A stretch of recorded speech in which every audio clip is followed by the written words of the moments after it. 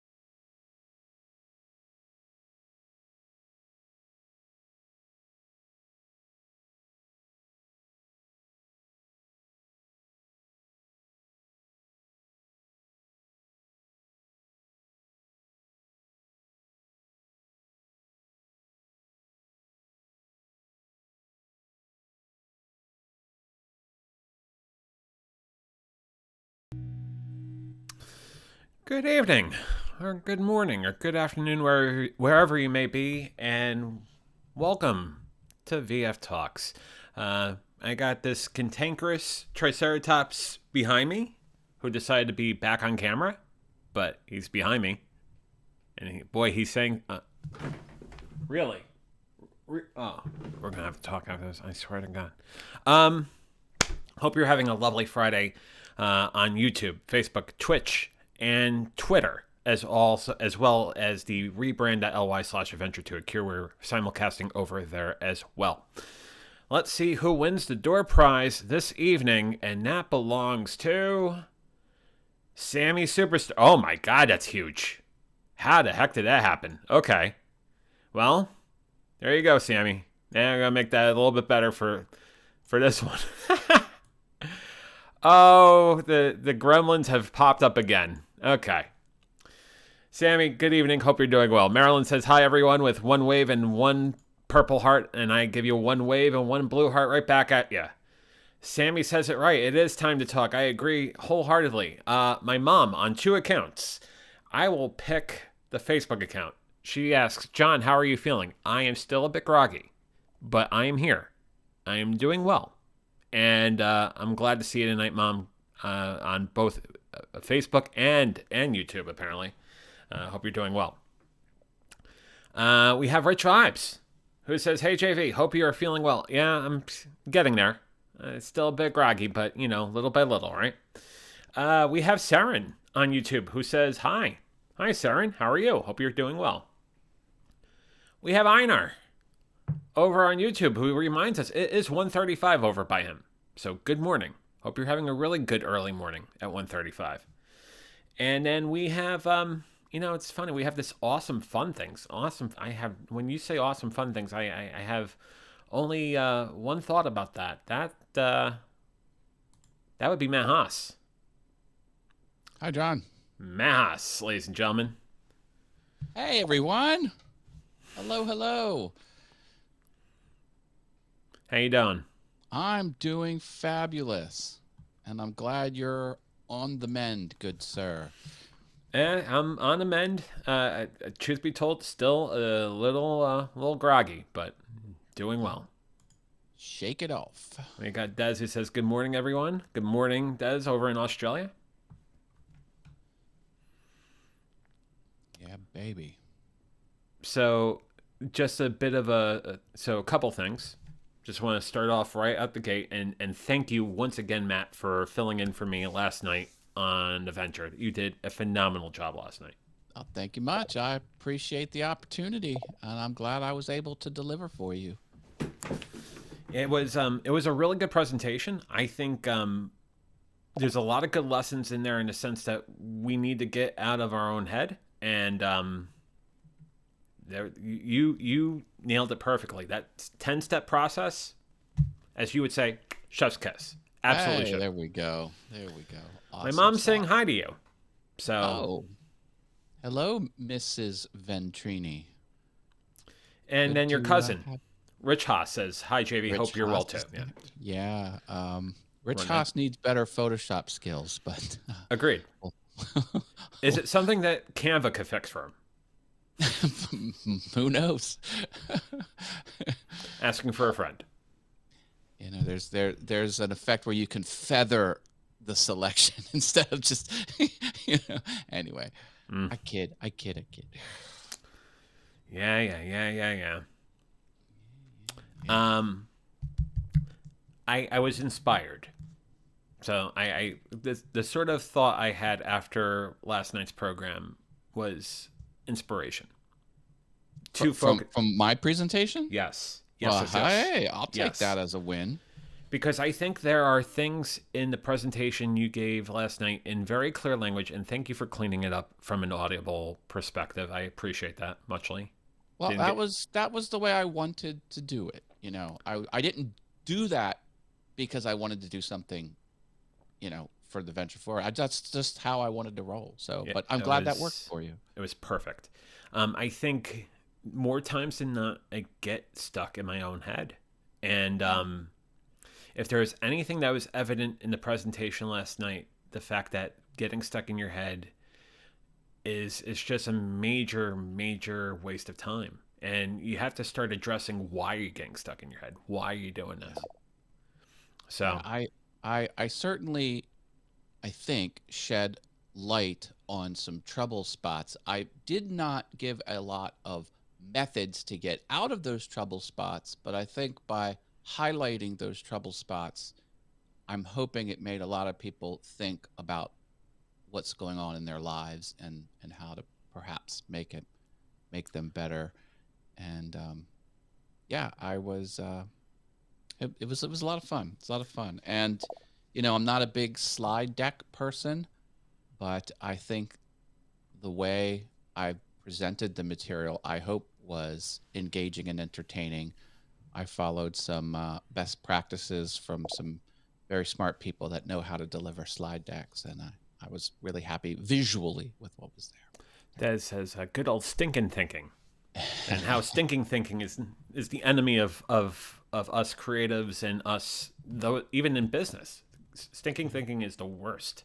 there. Oh, one more comment, if I could. Sure. Which one? I was Rich? No. One more comment Oh, from sure. me. Just a thought I want to throw out there Absolutely.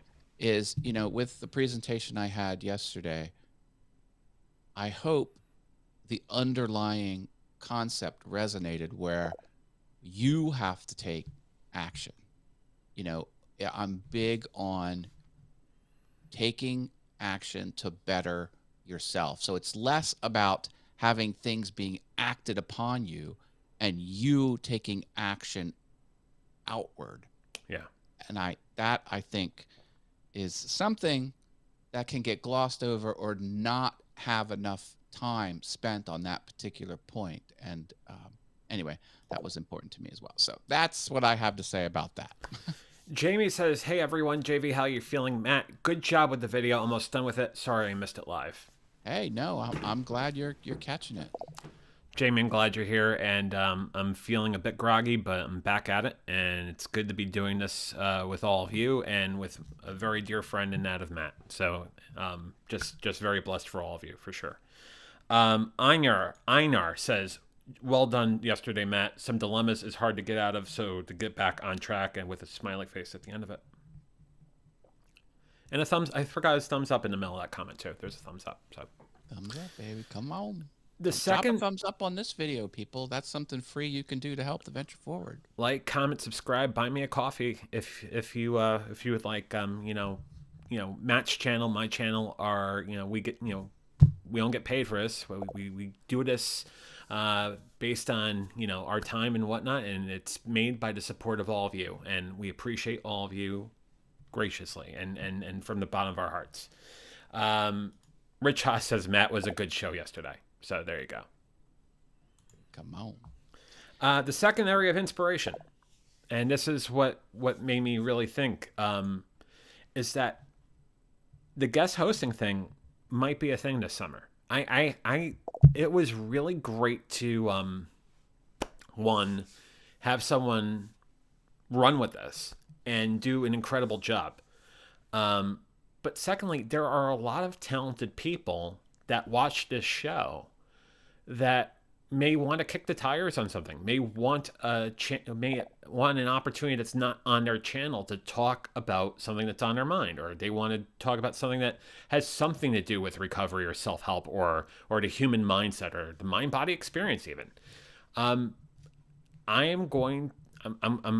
making the request right now, but if you're interested in guest hosting an episode this summer, let me know, because I will be opening up one of the regular time slots, I think the Thursday night show, to guest host this summer. So let me know. I would love to have you. Follow Matt's lead. He did phenomenally. And Matt, if you would like to do another topic, the door is always open for you, my friend. Excellent. Good to know. And I'm glad you're trying new stuff, and that's great. You heard it here first, folks. This is breaking news from the Venture Forward. If you or someone maybe you don't want to do it, but maybe you have another YouTuber friend that this might be good for, say something. And I will also say that some of you that have wondered, hey, can I do this? And you want to try it for the first time, I will handhold you. I will walk you through the process. You don't, think of this as a pilot episode for whatever you want to do. We'll walk through what you want to do, what you want to produce, and let this be a pilot ground for you. You can do an episode over here. Think of it as or maybe you shouldn't think of it as a TEDx or a TED Talk. Yeah. That's what I was trying to go for. If you can do 30 minutes, that's all we need. We would love it. And the comments that come in here, it got a really great community. And will probably be sitting in the background, putting comments up and whatnot. We'll talk about Comic Cadence. One follow up sort of corollary thought to this. I actually did ask this question today to Luria on LSP towards the end of the show. I said, hey, what would be the way you would ask people to be a guest host on your show? And she laid it right out. And she made it very clear. The person should know something about live streaming, and you should have a relationship or some sort of professional relationship with the person. Good advice, and I am definitely taking that up. But nevertheless, if you're interested in taking a guest show or a guest slot this summer, doing an episode, let me know for sure. We got Laura over on YouTube who says, hey friends, with a revolving heart.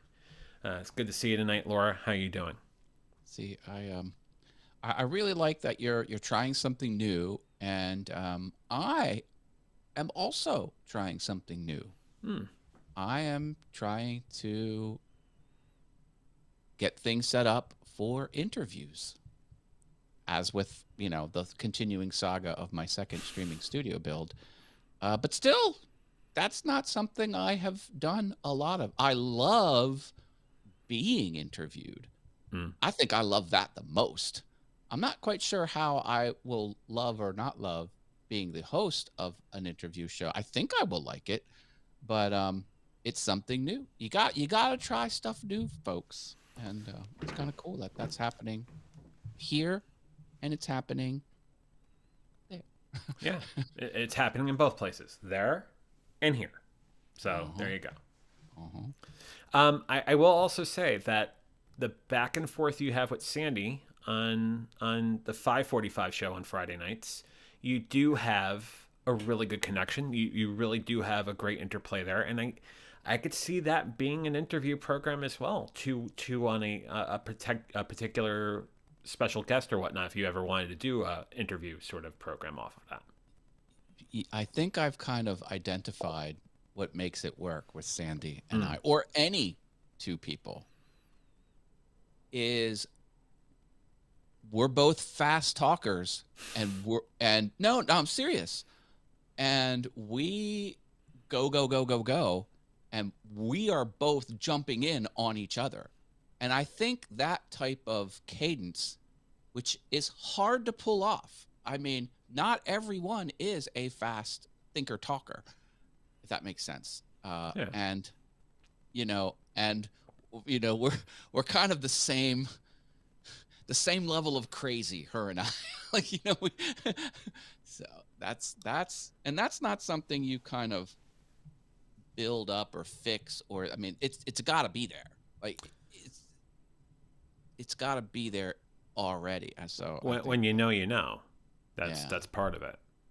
Yeah, because there was a tech podcast I used to love, and the main hosts were both that way. They're fast talkers, and they would go, and everything they said was gold, but it was fast, and they both jumped in on each other. And then the one stepped down, and someone else came in that was a slow. It just wrecked the whole vibe. I'm just like, yeah, I've been a fan of and a consumer of interview type things or multiple host type content for a long time. Back when it was just video podcasts, when YouTube was still cat videos, I was all over. No, seriously, all over those. Revision 3 was a distributor of video podcasts, and there was a lot of that stuff, a lot of those shows on that podcast network, lack of a better term. They were. But yeah, I think that makes a good combination. I think we have those that had money that spent 5 digits on live streaming equipment back, 10 years ago, and had those sort of premises to do this sort of thing. They had to make the investment, but they also realized they needed, partners that knew how to do the show with them. I toured Leo Laporte's Twit studio, Mm. and I have the photo that I took with me sitting on his lap. Yes, I was sitting on Leo Laporte's lap, and Leo was sitting on his bouncy ball because he doesn't have a chair. He has one of those exercise balls, and his equipment was all around. And of course, I remember from being there, and it was the X keys, because the Stream Deck didn't exist back then, so he had X keys. He had a big analog mixer, like a 16 XLR mixer, and he used what's that equipment? I forget what it's called. There's some sort of video switcher hardware. Mm-hmm.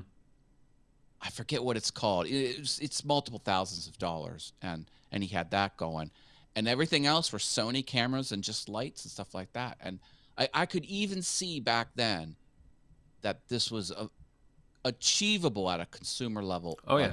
Multiple thousands, but not hundreds of thousands. You know what I mean?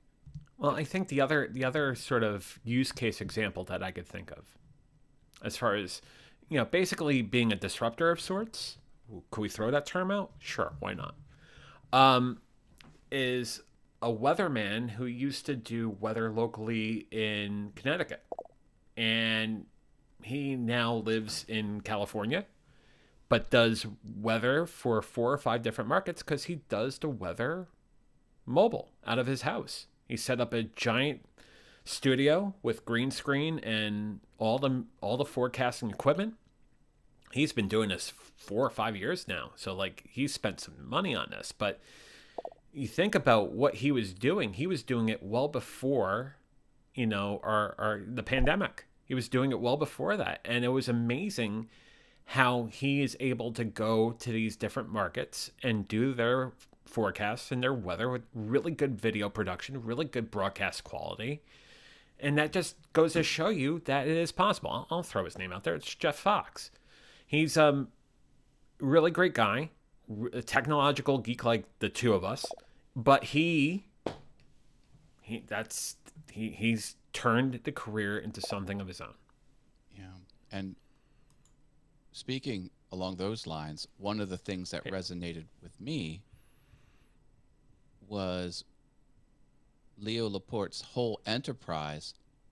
It's 100% owned by him. He's not on YouTube as a platform. People don't own YouTube. YouTube owns YouTube.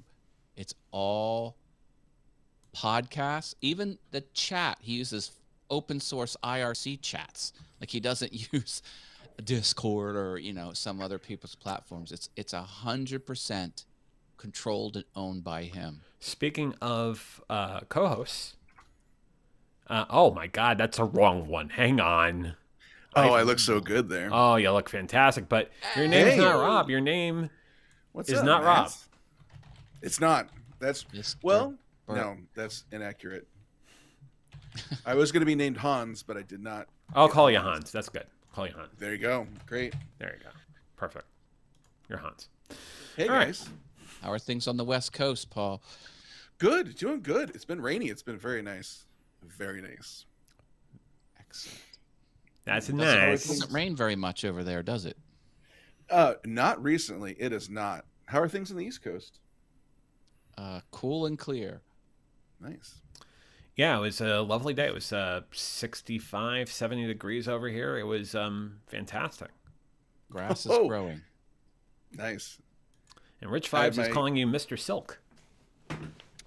Oh, yes. I once joked to him that they call me Chubby Silk on the radio, but that's not true. But I like that he's kept calling me Mr.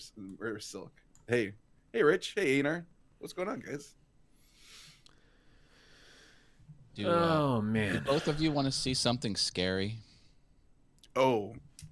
Well. Let me show scary, you. or is it going to turn me on? What are we looking at? What is? Could be both. Oh.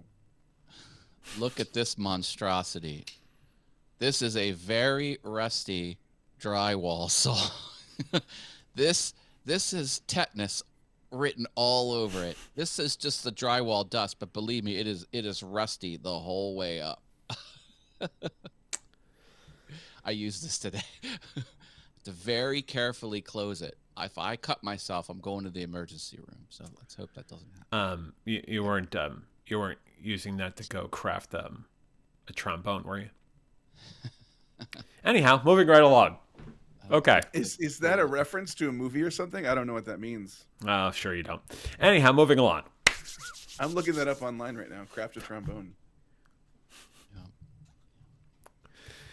Oh boy. Okay.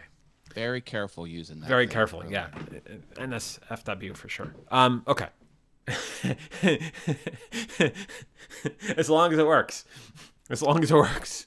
It did. It worked great. I got it on video because I'm like, I cut myself. Of course you do. This is going on video, and I'll at least catch some watch time for you. But I did not cut myself, so I'm happy about that. So, craft a trombone brings up how do you make a trombone, which has a link to an old man who looks like he's sawed some PVC pipe and made a trombone. Ah. So that's what YouTube thinks. Now, I want. was the metal used? Would you consider it rusty?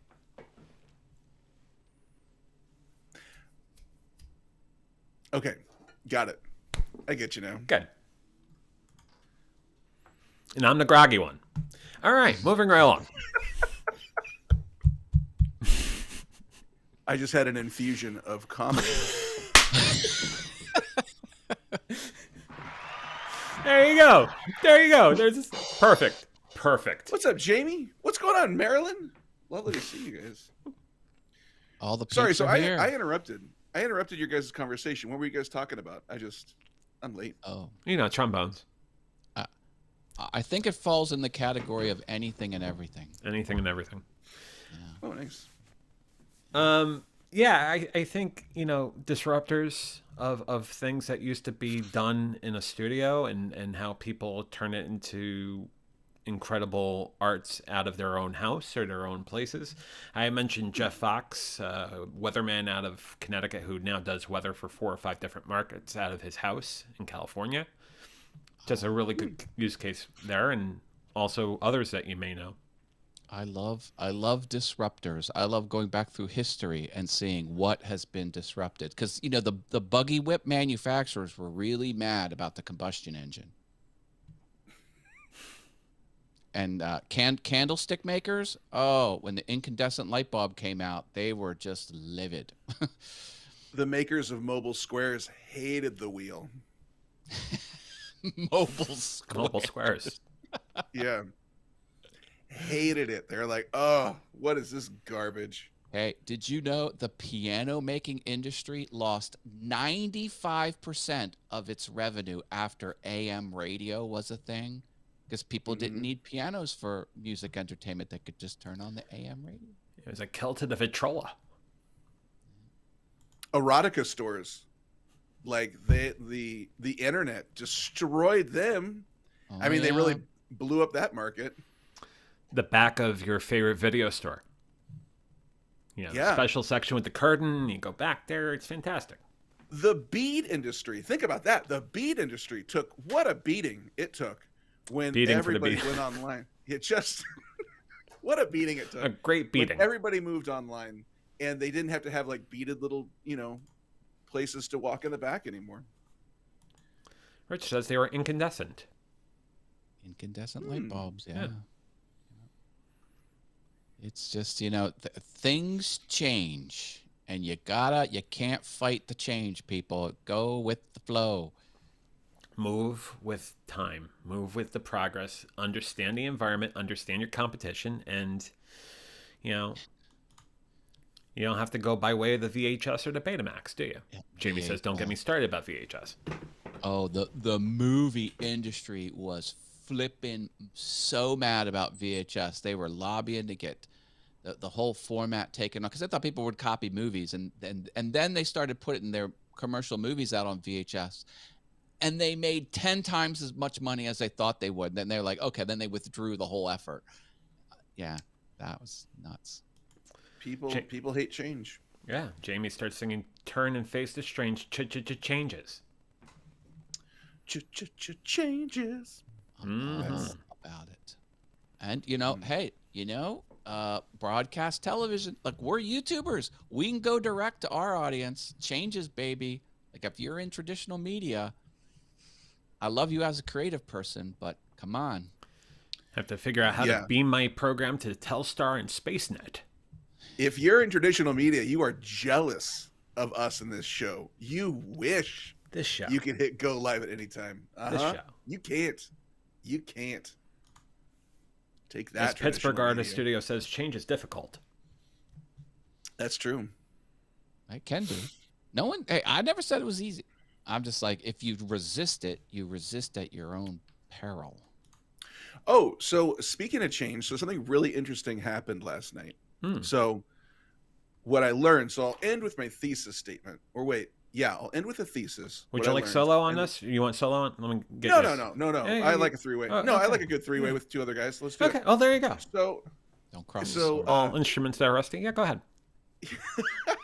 So what I learned was that, well, not what I learned, but it was a nice reminder that the way I perceive the world is not the way the world is. And that is just my perception. Because we were doing an improv exercise and I was getting really frustrated because one woman was like literally giving signals to her scene partner on like what they were going to do together. So rather than like discover the story, she would literally hold up a number 2 and say like, hey, we're going to go with the second option. Anyways, it wasn't part of the exercise. And I thought they were trying to like cheat the system. What it turns out is one of the participants was on the spectrum. And I asked later, I said, oh, is eye contact get difficult for you? And she said, it is the hardest thing for me. And I was like, this all makes perfect sense now. You were so focused on like doing the scene correctly that you were trying to signal to your partner versus looking your partner in the eye. And it was just interesting how I interpreted it versus the reality of the situation. So anyways, it kind of ties into change, I think, a little bit. It was a very interesting moment where it's like that domino of truth like knocked over all the other dominoes. And I was like, that's the reality. It's adaptation, basically. Yeah. It was very interesting. Jamie says, nothing is as it seems. It's true. It's true. True causality is rarely found in this world. There's a lot of anecdotal. Like, you thought it was the way it was, but it turned out that it wasn't. And that is a very interesting thing to discover in this world. A lot of those Freakonomics economists, the whole thrust of their product is actually discovering the true root cause of things going on in society. It's amazing. We had a term for that when I was working for Sikorsky back 20 years ago, and we learned repetitive root cause analysis, RRCA, and just what we call the 5 whys. Trying to get down to the basic construct of what's going on by answering why, and then answering why to that, and why to that. And it's sort of like the annoying 5-year-old example. Well, how a 5-year-old say, well, why? Well, why is it raining? Well, why? Why is water coming from the sky? Why? Why is it cloudy? Why? Yeah, no, I find that fascinating, how you can look at data and remove all of the hypothesis until you boil it down to what actually is caused. And usually it's something you wouldn't even think of. Jamie says correlation does not equal causation, dudes. Dudes. Like an example would be like, not from Freakonomics, but just the number of books in the household determine how intelligent the child is at learning at grade school. And well, yeah, but you just can't throw books on the shelf and have people match. Like, it was more behind it. Like what it is actually was the parent involvement and several other factors. But the correlation was, oh, we just give parents more books and kids are going to get smart. You got to take it a step. That was an easy example. What they do on Freakonomics is much complex societal issues, but that was just kind of throwing it out there to get the flavor of it going. But you get it, I think. I think I get it. Paul, do you get it? I get it. I used to like Freakonomics a lot. I haven't listened to them probably for the last year and a half. I feel like they really fell off. Yeah, it got kind of weird, and I think they're kind of political too, which has never really resonated with me. Yes, Matt. I wasn't gonna say that, but 100% you're right. Like I feel like I didn't know. I didn't want to like take it to some weird place, but I was like 100% I agree. It got too political, and I'm like, I don't know why you guys are getting in this quagmire. I'd rather just kind of get back to the whole like, Kidding. well, isn't this interesting things, not like political. Yeah, I agree. I have preached it all the time. I love revisionist history. That show just makes me giddy every time there's a new episode of that show. You know what I miss? I miss Drunk History. Oh, that was good. You know who misses Drunk History is improvisers. Improvisers. There are tons of improvisers in Drunk History. Like that paid the bills for a lot of improv people in LA. My favorite celebrity or favorite person who would do one of those Drunk History stories one a season would be Paget Brewster. I think she does an incredible job with that show, and she's done funny roles, she's done serious roles, but when she had an episode of Drunk History, she'd do a story on one of those episodes, nailed it every single time. Yeah, that was fun. If you guys want irreverent comedy, like just kind of like just bonkers silly, Pistol Shrimps Radio, I don't know if I've mentioned it here before. So fun. I think I might have mentioned it to you, JV. Yeah, you have. That's why I'm smiling. Yeah, very fun. It's very fun. I love that one too. So I'll look it up. That's my kind of comedy. It's so totally silly. Off the wall. The other thing is, and maybe I'm late to the show on this one, but there is a live stream or a podcast for It's Always Sunny. And they've done a few episodes now. And it's the three of them sitting at a table just recounting episodes, but also just talking. They're doing trivia. They're taking live calls. They're doing, oh my God, I am addicted to that. They don't get tired of each other. No. They love hanging out with each other. Like from the set to the podcast three actors studio. Are there? Are on? Charlie Day. Rob what's his last name? Rob Frick. Dennis? Just do the stage name. Dennis, yeah. Okay. Yep. Charlie, Dennis, and who? The other guy. The other guy. Yeah. Mac. Mac, yes. Right. Charlie, Dennis, and Mac, right. Dayman, Fire the Nightman. Champion of the Sun. Champion of karate and I graduated college with was on the set of It's Always Sunny in Philadelphia, and he had photos he was passing around of all the cast and him. He was his creative ventures took him into Hollywood. Mine was graphic design. Anyway. Rob Frick is definitely not right, JV. I totally agree with Austin. What's going on, Austin? Did you get out of Indiana yet, Austin? Let us know. Let us know in the comments. Did he get out of the prison bunk bed? Did you shank him? Let us know. Hide those shanks. Well, you got that rusty. No, never mind. No, this would not go well on the prison block. You know, from the tetanus aisle at Home Depot. Ay. Austin is still trapped in the confines of this bunk jail. Serve your time, Austin. Yeah. You can't do the time. Don't do the crime. That crime was being born. Oh. No, not that. Listen, I'm not saying that's a crime. I'm just saying because you're living at home, where else are you going to live? You were born into that. I'm not saying you being born was a crime, Austin. That we love you. Not a crime. A great thing. We absolutely not love a crime. You. This world would be a much lonelier place without you, Austin. I really I- appreciate you. I deeply admire people who can think first and then speak, because I very often speak and then realize, wait a second, that combination of words is problematic. Let's get back in there and solve it. They took So- his streaming privileges away. He can't hop on. Huh? What? That's the problem with not being an adult. Like, you don't have agency over. And Jamie's reminding us that, Paul, you can't talk your way out of that one. And Jamie's absolutely right. I'm gonna try my best, Jamie. Yeah. Who took your streaming privileges away? Like, they can never take away your thumbs, Austin, so you can type all day. Or your freedom. Yeah, that classic phrase, they can never Right. take away my thumbs or freedom. Yeah. Might as well go. They did it. The man took it away. I know he's reminding us. That's a knife, Matt. Just thinking about Crocodile Dundee. Oh yeah. Des, you want to give us your impression from Australia? Are you still here? I'm limiting the amount of times I pick this up because I know. Oh, I'm gonna get I see. myself with Well, it. and then that's people exhibit A. Right? You don't want that.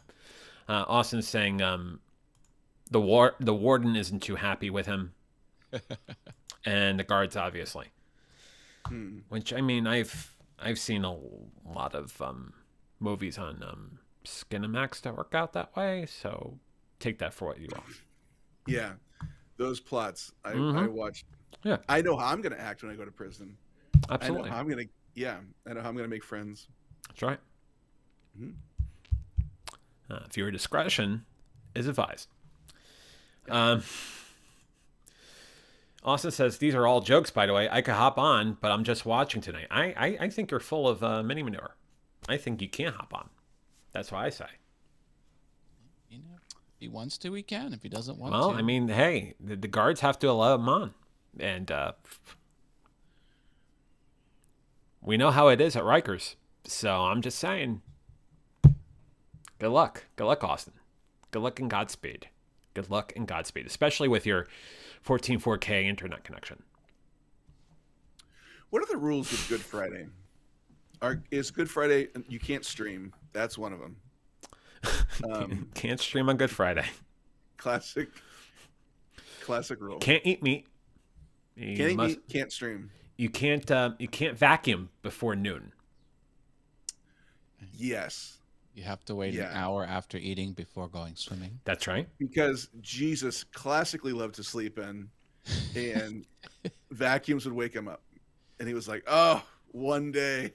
Rich says part of Good Friday, you have to keep your pockets inside the trousers. That's part of Good Friday. Very good point, Rich.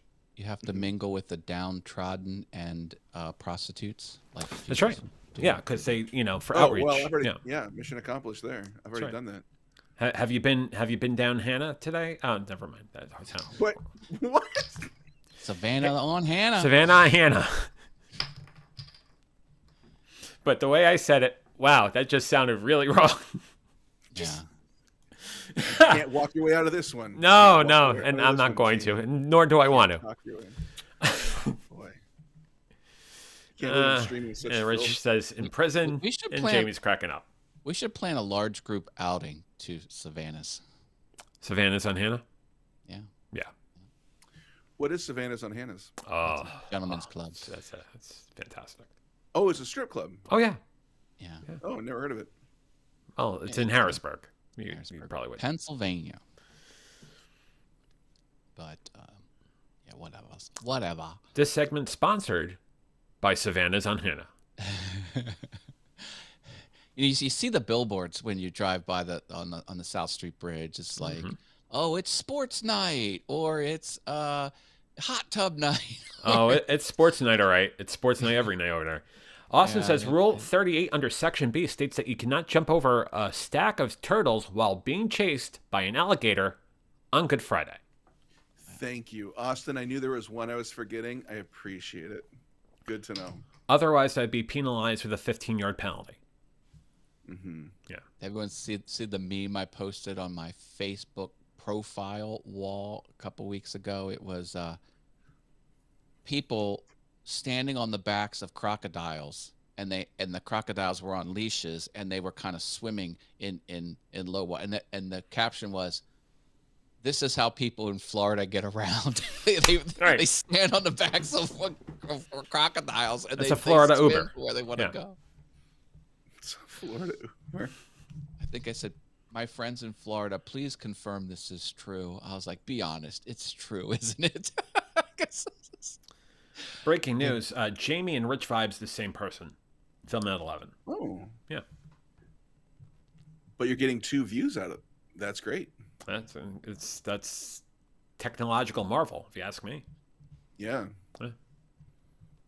I've noticed a striking similarity Like when I look spot at on. photos.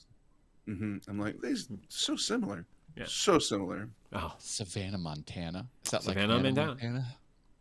Maybe Savannah's will have a Hannah Montana night. oh God. Let's Dear God. okay. All right. Dear God. Yeah, that's right. You're Her like, voice that could be problematic. Her voice is jacked up. I mean, she did a lot of partying. You mean She's who got she a is very now? raspy voice now. Jerry Oh, Miley Brown Cyrus? joining us. Polly wants Yes, a Miley cracker. Cyrus, I yeah. always forget to check you guys out. Oh, Jerry Brown's here, baby. Polly Yeah, we're wants a here. crafter. It's a good Mhm. name. See you, Jerry. It's a great name. It's a fantastic name. So, Paul, I kind of hinted at it during LSP today, but I'll ask you while you're on this live stream. Do you want to do a guest hosting spot this summer?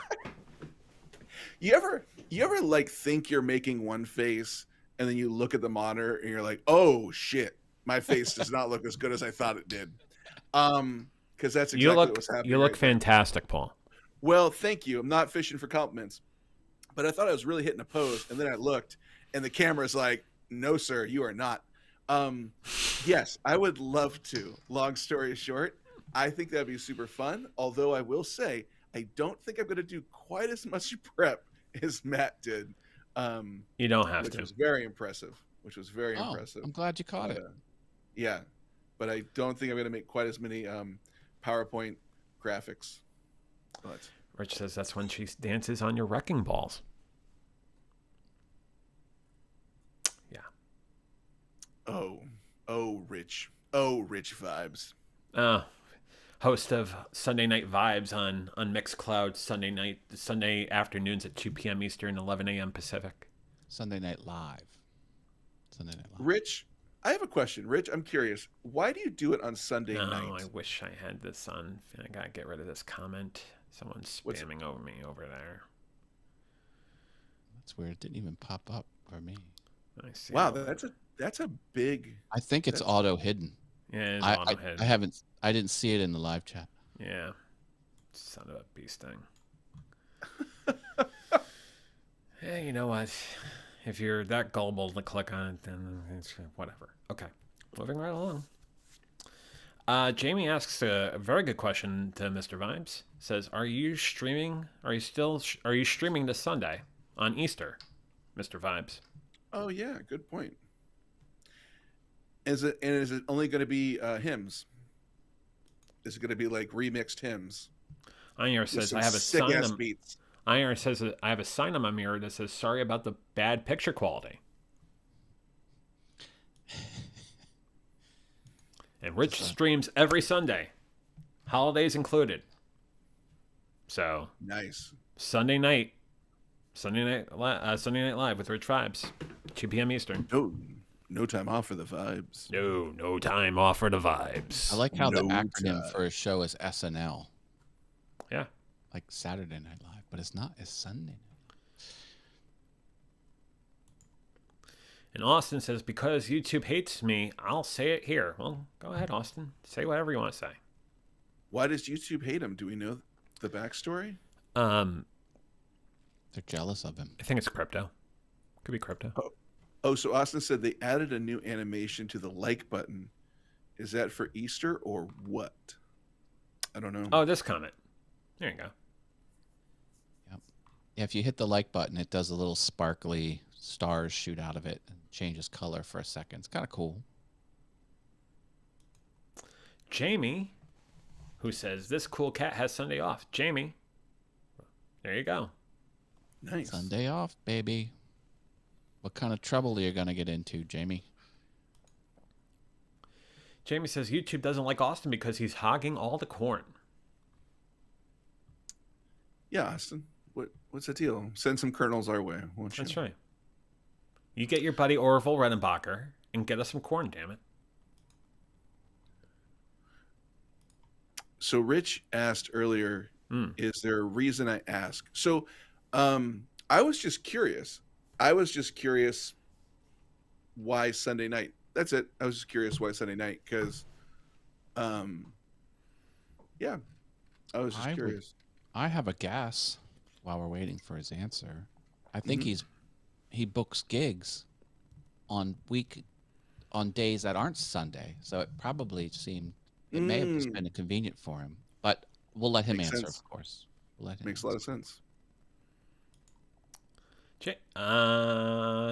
Austin says you type your birthday month into Google, and then after Florida Man, and the first result says Spirit Floridian. And Jamie says, on Sunday, I'm going to make myself a steak and do jack crap. Haha. What's everyone else's plans? It's good plans. I'm going to be running cables from my second studio. Easter cables. Well, maybe. Right next to the eggs. And yeah, you're gonna hide them. You're gonna hide them right next to the eggs. You're gonna hide those cables. The cables are hidden in between the walls. They'll never be found. That's right. Because Jamie reminds us Rich Vibes does what Rich Vibes does because Rich Vibes is Rich Vibes. He does what he wants. That's right. Ah, see, nightclub work. I knew it. Yep. Nice. 10 points for Matt and a chance to pick again. See, people who do that type of work, they can stay up really late. Like their sleep schedules are different, and it's impressive that he can be conscious at 2 a.m. So if you find hard-boiled eggs at Walmart up in the main area, it's Jamie's fault. Nice work, Jamie. I like it. Are you gonna decorate them? Are you gonna like color them and hide them around?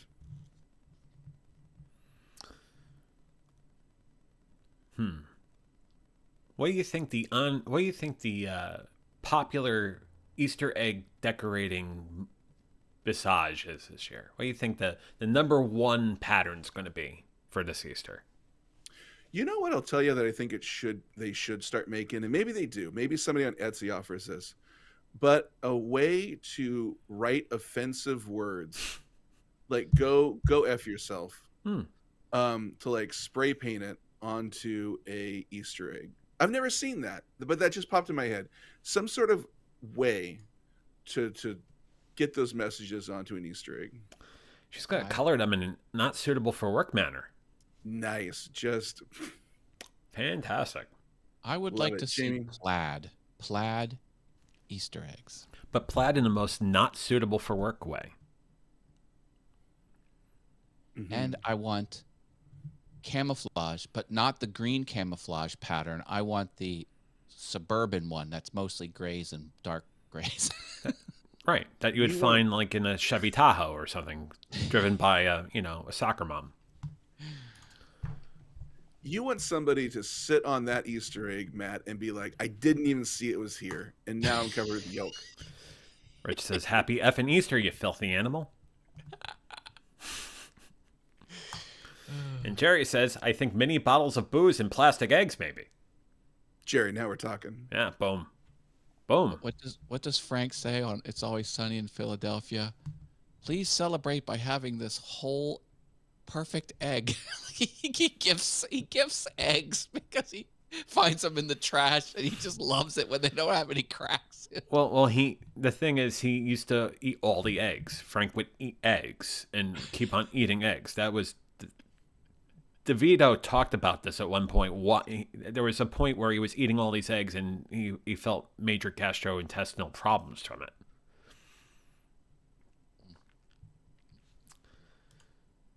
Yeah. Nice, salty, fast wafers. Buy it in bulk. Could probably pick them up at Costco.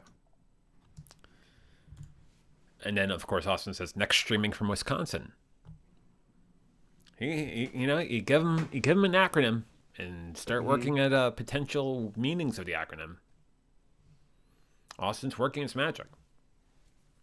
That and Wordle. Okay.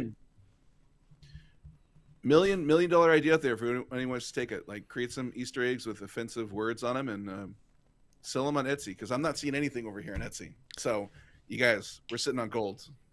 And then, of course, color them in a not suitable for work manner. Because Jamie is on the precipice of brilliance. Always. Just,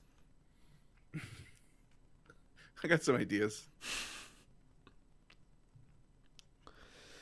I got a few ideas over here, but it's going to cost you money.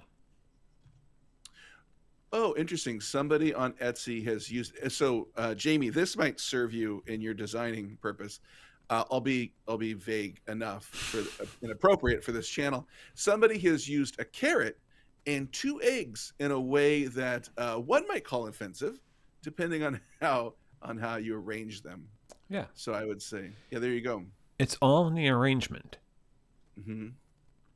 It could be arranged in a certain way that may be not suitable for work. Viewer discretion is advised. Exactly. Yeah.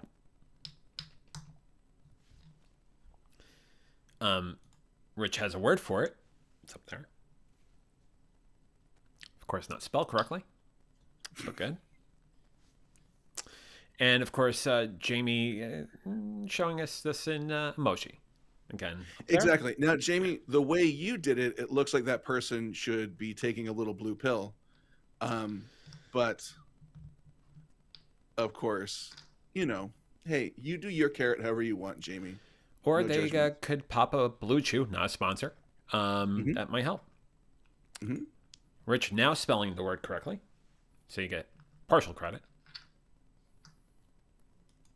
And Austin has a new favorite word. Oh, that's quite what. Austin, please describe what that is in the chat, because Yeah, let us know. Austin, I'm too busy to cut and paste, man. I don't have time for that. So No, please, nobody got time for that. Especially, nobody got time for that. spam messages about search phrases you should be looking up and stuff on Facebook. Here we go. I have the pronunciation of that word. Are you ready? Yes.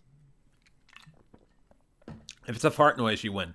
If it's a fart noise, you win.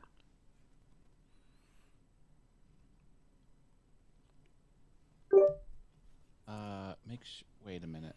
Maybe technical issue. No, I cannot. Oh, Matt, you tease, Matt. Hippopotamonstrosis quipedaliophobia. Oh, did you hear that? Hippopotamonstrosis quipedaliophobia. Hippopotamonstrosis. That's the remix. Hippopotamonstrosis quipedaliophobia. Hippopotamonstrosis quipedaliophobia. There you go, folks.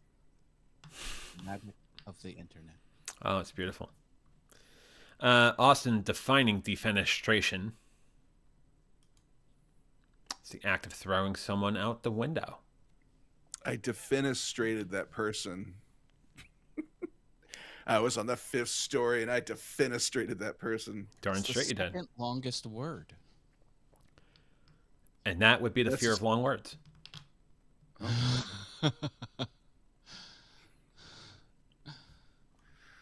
The first law of that fear is never to say the word out loud. That's right. And Rich, they do make medication for that, so you may want to see a doctor about that. You guys know how like Santa Claus has a bunch of elves who make toys, Mm-hmm. and they have like they live in the North Pole and all that stuff.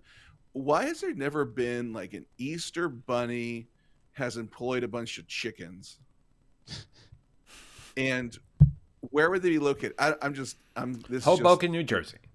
Hope classic chicken spot with the Easter bunny. I like to keep it local for a couple of the guests of the show. Hoboken, New Jersey. Love it. Mm-hmm. Go. I've never really thought about that before, but thanks for giving me an opportunity to explore that. Well, it's a good sort of situation for him because they can go drinking to 3 a.m. It's a little bit of a later last call, not as late as the New York City last call, but 3 a.m. is definitely fine. And then they just go back to their suburban homes or suburban barns or whatnot. Hey everyone, it is 1:30, and I have evening plans, so I gotta roll out of here. Matt with the evening plans on Good Friday. Wow. Nice. Yep. Have fun, Matt. Thank you so much. Stay awesome, everybody. Matt, one more thing before you go. Thank you once again for doing the show last night. You were phenomenal. And thank you, as always, for doing this show every Friday night. You are incredible there, too. I look forward to this Friday time. It's gets me through the week. I'm almost at the VF Talks, so it is what it is. All right, peoples. I love you. Take care, all. Matt. Have a happy and healthy Easter, my friend. See you later. Back at you. Bye, Paul. All right, so let me go just to 2 over here. Whenever somebody says I have evening plans, Mm-hmm. I feel like it involves sexiness. You know what I mean? Because it's like, otherwise, why wouldn't you just say, like, I'm going to the movies? I'm going to dinner. Well, I have evening plans. I have evening plans. It feels like a classy way of being like, Yeah, it's it's like a little something going on there, right? oh, me and the missus, we have evening plans. We have if you know evening what I mean. plans. We have What those evening plans are, that will cost you. Yeah, none of your business. That's right. Go. That's- Matt says good night, everyone. He heard me say like just filthy. That's right. Sorry, Matt. Again, I've spoken and didn't think about it. That's right. Yeah, you see, the thing is, you have to get past the paywall to know exactly what those plans are. Mm-hmm. The old Haas OnlyFans. Get it Haas now. OnlyFans. That's right. Haas fans. Awesome.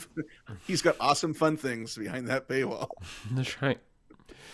Pagans didn't do it, so the Christians didn't adopt it. Christmas was a pagan holiday, and the Easter Bunny was also pagan, pursuant to our friend from Indiana.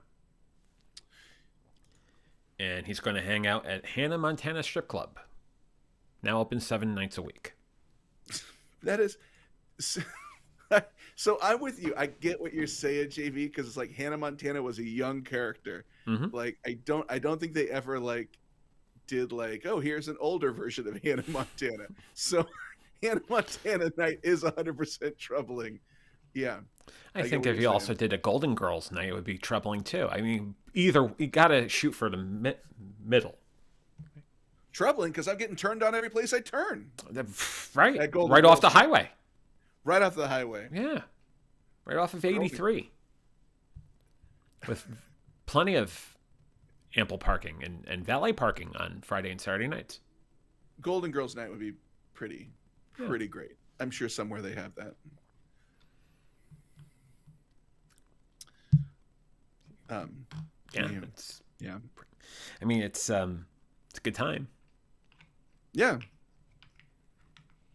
I don't want to keep you, sir. I know. No. I don't. I mean, I don't. My mind. So, truth be told, Yeah. and this is. Let's go there. Let's go there. I'm still a bit groggy. Okay. Still a bit groggy from yesterday. Got it. And now Rich puts that comment up there, so I have to address that. Rose on a poll. Fine. Rose on poll. So Rose was kind of the free-spirited one, right? She was like always the one who was like, meeting a bunch of people. Wasn't that Which one Blanche? Was it Blanche? I don't. Oh boy. My Golden Girl knowledge is bad. Well, ELO says it. Well. ELO on that topic, huh? You say goodbye, I say ELO. How you doing, man? Hey, Dr. Elo. You're correct. Blanche. That was the one who was like always meeting guys. Then there was Dorothy. Sophia was the older sassy one. Well, they were all sassy. And then Rose was that was Betty White. Yeah, Got it. That's right. R.I.P. Got it. JV's Green Lantern, Paul's Manhunter, and Matt is Daredevil. Wait, who am I? Well, I mean, let's go back up to the analogy again. JV's the Green Lantern, Paul That's is a pretty Manhunter, and Matt is Daredevil. Ooh. I'm Martian Manhunter. I'll take it. Wow, I'll take Green Lantern. Why not? Green Lantern, man. That Austin, man. That's a get. Hold on to that one. I'm going to hold on to it. I'm going to That's a hold good on one. to it I'm just going to keep it away from the rusty. Anyhow, yeah, because you don't want that getting anyhow moving right along. Yeah, I'm still groggy from yesterday. You know, infusion and all that stuff. Yeah, good times. But you're feeling better?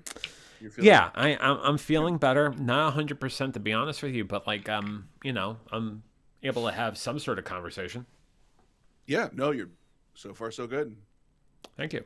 Knocking out of the park. Donka donka. In fact, what I need to do real quick is I need to step away for 1 second, and I trust that you're not going to do anything bad to this show while I'm gone for a minute. But can I give you you got it. You Yeah. got at least a minute or two. A minute to your new material? Yeah. Sure. Yeah, I'm going to give it over to you. I'll be right back. Oh, hi, everybody. Welcome to just an opportunity where you and I get to know each other. Dr. Elo, I feel like we don't get enough time. Jamie, where's the time go? You're so busy making steaks and doing nothing, you know, on your days off. Or I think that's what you were saying. Jack Crap. Jamie, we don't have enough time.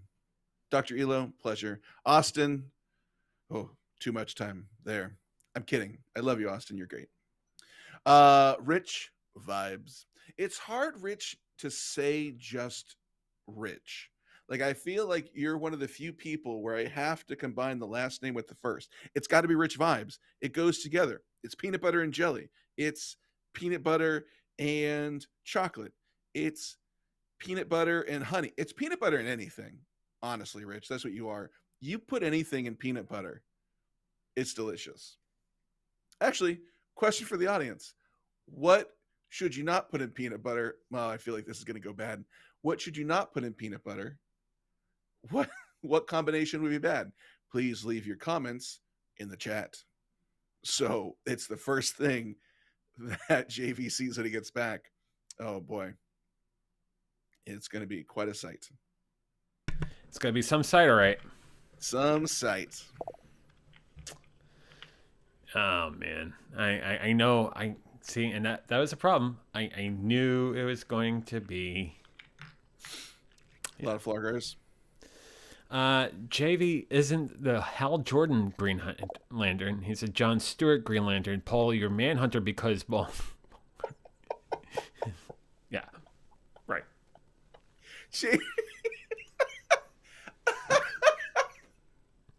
Jamie, you're right. You're right. That does not go well with peanut butter. Nope.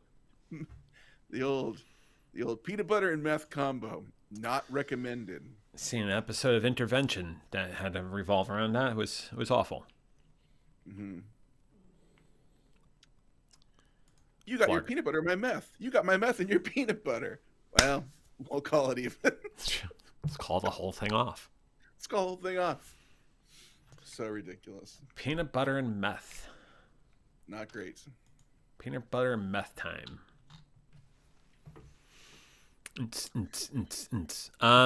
So that said, I was got a question. So as far as, of course, now we got all these peanut butter combinations now. There we go. Dihydrogen monoxide. Dihydrogen monoxide. I don't know what that is. I don't think monoxide's good. That much I know. And 2 hydrogens, never good. Especially when you pair it with oxygen. Oh, Mm. you could drown. Yeah, darn straight. Darn straight. Because it's just water. I had, so Life is Strange. Not to bring Tina into this, and Tina can't defend herself, but why not? Mm-hmm. Yes. What is the next step for Life is Strange, and is there a new game of Life is Strange, and how does someone jump into the bandwagon when he's just been lurking all along? Great question. Oh, you want to start playing Life is Strange? Well, I've been playing a little bit, but not certainly not to the level that Tina's been. Oh, She's played that's it, cool. what, 4,000 times? Yeah, 4,000 times. Which one are you playing right now? The True Colors. Oh, cool. Yeah. Nice. So honestly, like, yeah, you can start and play it any place. Tina and I did the run through the first one and the third one, and next Saturday we're going to do a run through of the DLC of True Colors, which should be fun. So, how are you enjoying it? I love it because there are a lot of things about it as far as the different permutations of how you could take this down and those sort of decision points that has me addicted. It's just enthralling. I love it. Yeah. I loved watching Tina play it and you playing it, and then of course I picked it up. Yeah. She's so insightful. Like, I love playing with her because I mean, you feel this might sound strange. You feel very safe playing with Tina because I feel like if I were wasting time or going down like avenues that wouldn't really be interesting, she's gonna kind of like lightly tell me like, oh, maybe try this or try that. You know what she is? She is like hanging out with a good improv partner that you feel like they're gonna support you wherever you go. So she's been very helpful. And total side note, like for you, I don't know. Have you checked out her page, Playing with Heart? Yes, I subscribed. Okay. Yep. Cool. Yeah. So that's really interesting. Like, she has lots of cool little versions of what can happen, which I've enjoyed because I don't want to play it a billion times, but I kind of want to know the other ways things could happen. So I enjoy watching that stuff. So the other thing that Tina and I have in common is that she's a big proponent, I guess, follower of something I've talked about on the main show, and that of internal family systems. So parts therapy. So I would love to pick her brain on that, possibly on this show, talk about that, because she seems very insightful. Because on her main Ignitement, on her main channel, she does videos on that too, and I think she's just absolutely phenomenal. Yeah, no, she's awesome and super thoughtful. And if you're thinking that this is just a shameless plug for her to try to see if she'll do a guest host, it is a little bit. But that said, I am playing Life is Strange, and yeah, I do. I just all of that. Mm-hmm. Oh, the old bait and switch. Talking about Life is Strange. No bait and switch. It's by the way, want to host? Wink, wink, nudge, nudge. Hey, how's it going? You lure them in. You lure them in with Life is Strange, and you're like, host. That's right. Man alive. So I'm curious. I don't know. Maybe you already mentioned it. Is there a reason you kind of want to like bring in more guest hosts? Are you wanting to go on more vacations this summer, or like just kind of like mix it up a little bit and trying different things? So that's a really good question. And I'm going to be very honest about it. If you want to be, like, I'm not trying to pry or anything. I was just curious. I've been an open book since I started the show in October of 20. I continue to be an open book now. It's a good read. What I'll say is this. I loved doing the summer shows last year, but I noticed that there were some weeks where I just didn't have material the entire week, and I felt bad about it. It was like I was doing one episode a week, and then maybe a VF Talks, but sometimes not. And I think it gives me a little more continuity on the channel. That's number one. Number two is I love all of you. And it would be great to have you jump on and talk about whatever you want to talk about, because I trust all of you. Okay. So I think, yeah. And I think, I think that'd be great. I also look at it this way. Third point. Not that I have this written anywhere. I don't. This is going just freeform. There are some people that have been thinking about starting to live stream. One who, just figured out it's just water with the 2 parts hydrogen and 1 part oxygen. Anyhow, I think it would be an incredible place for them to do a pilot episode of their idea in a very safe place. Because I'd be, nice. Yeah.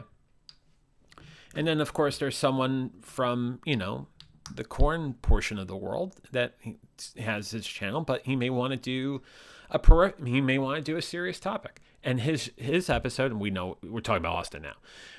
The topic he talked about bullying, when we did the interview with him about bullying, it was a fantastic episode. I would love for him to do another episode, but as a guest host, because I think he could pull it off. I think he has the chops. one other person I have in mind who doesn't have a live stream right now, but should really have a pilot episode or at least a place to do it in a very free place. I think we know who that person is. Certain executive assistant of a certain person we both know and a lot of people know. I would love for her to do an episode on here. And Rex, I hear you. Rex, Finally. absolutely. Without Finally, questions, Rex gets a shot. Finally, This is the Rex time where gets a shot. Rex gets a shot, and Rex could be, voiced by anyone you know. Listen, I'm not gonna lie to you, JV. If one day I turn on your show and Rex is sitting right there, and you have the microphone underneath the table, and you're just like turning Rex as you're talking through the microphone, I'm there for it. I'm not gonna lie. I'll be there. That sounds like I've also probably stole most of the Late Show with Craig Ferguson then by with Jeff, Jeff Peterson and yeah. I'll dress up as a horse. I'll run through the background. You'd be secretary. It'd be fantastic. I'll be secretary in the background. Oh God, I miss that show. So good. April says, take a clear wax crayon, write said naughty word, and then dye the egg. April, you're a genius. Exactly. She is a genius. That's a great idea, April. More offensive eggs, please. A Scribbles and Rex takeover stream. So here's the thing. I would love to do. I have thought many a time, probably too often, about doing a live stream with the cats. But here's the problem with the cats. They move around too much. So Unpredictable. they are. So unless like I strap a GoPro on one, so it's like always on their head, it's impossible to get a good shot.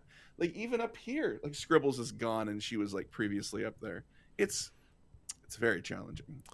So The other character I of yours that I really enjoy that I wish there were at least 5 or 6 more episodes of, and I can't recall the character's name, but that life coach that you were doing. oh yeah, Turner Stone. Yes, love it.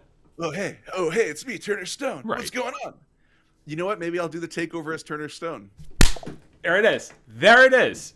Oh But hey, then, yeah, welcome it- to the show. He can jump on for a second and jump. It's like, yeah, that's perfect. Yeah, it'll be like a little Turner Stone corner. It'll be Paul Burke featuring Turner Stone. Yeah.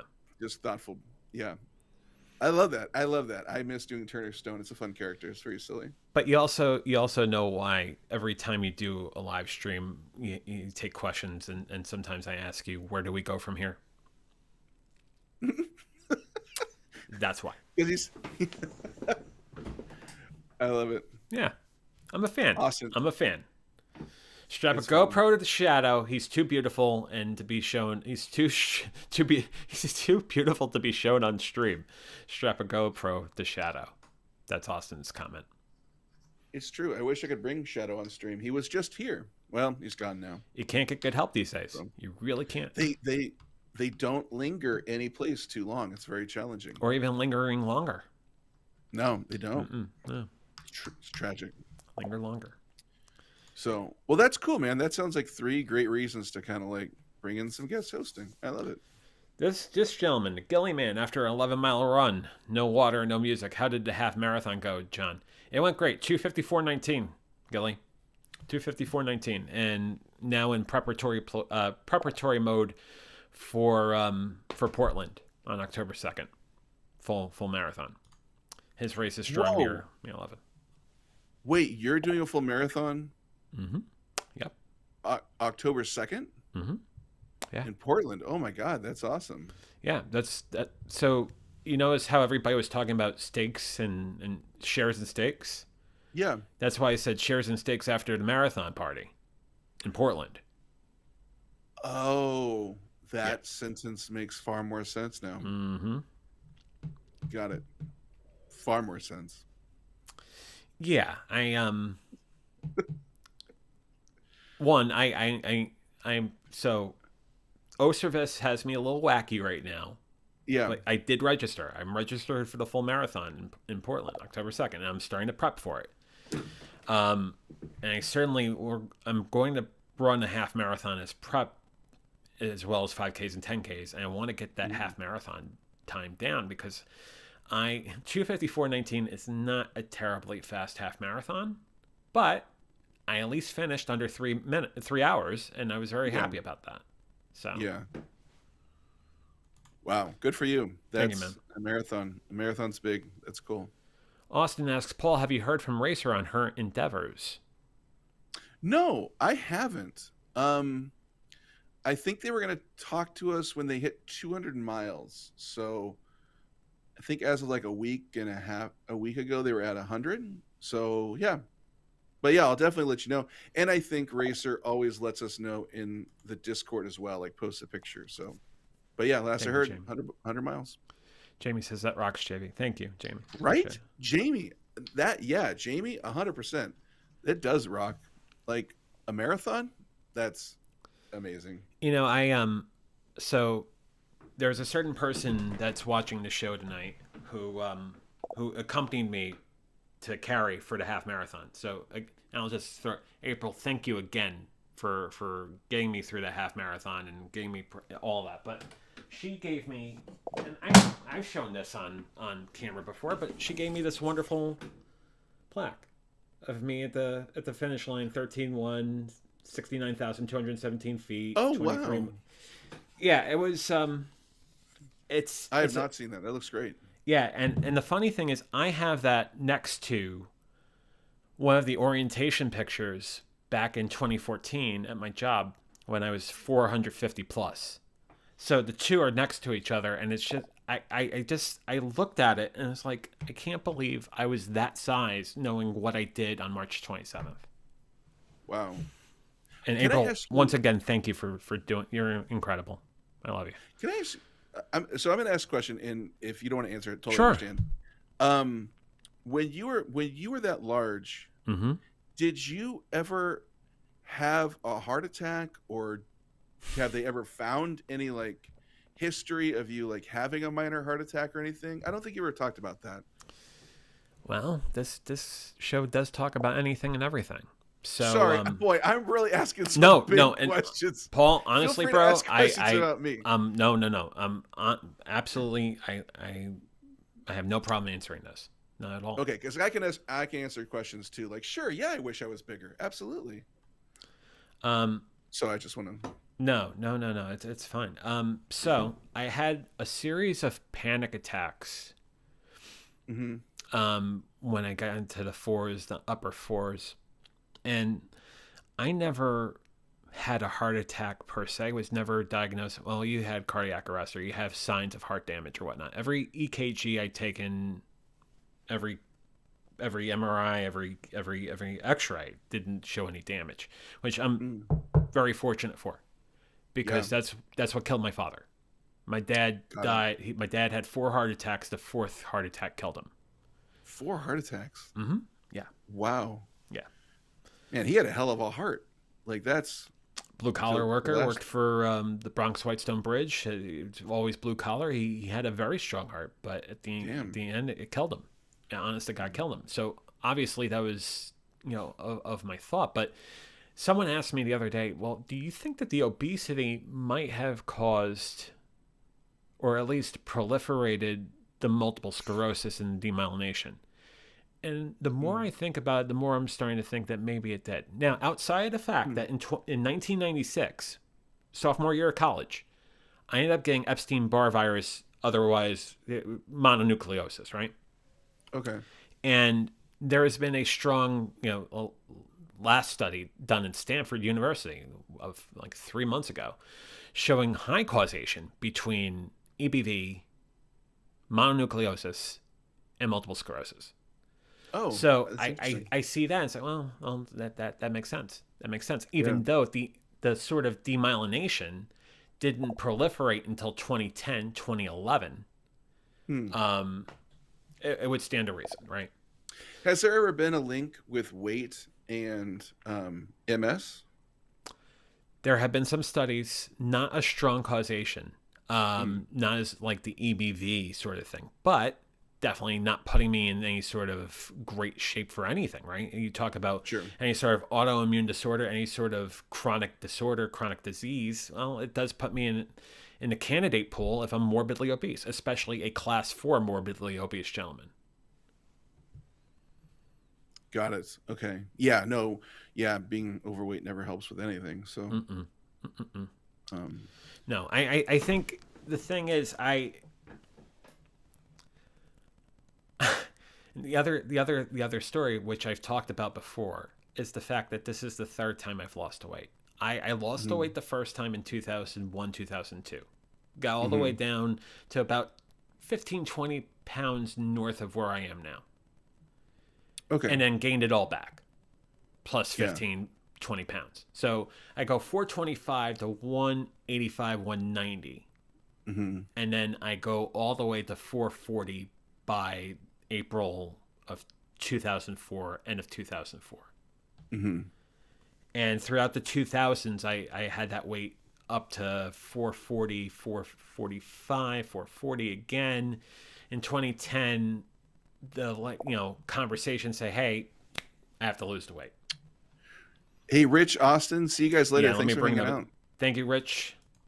And you have a great night. And Rich, I'll see you on Sunday for your show. And Austin says, all right, gents, I have to take a shower. Have a good night. Good night to everyone in the chat as well. Take care, Austin. I'll get Gilly's comment real quick. 12.3 minute miles. Got to get a solid 60 minutes, 7.7 miles per hour or so. Good baseline for marathons. Work on the VO2 max. Add cold showers and sauna as well.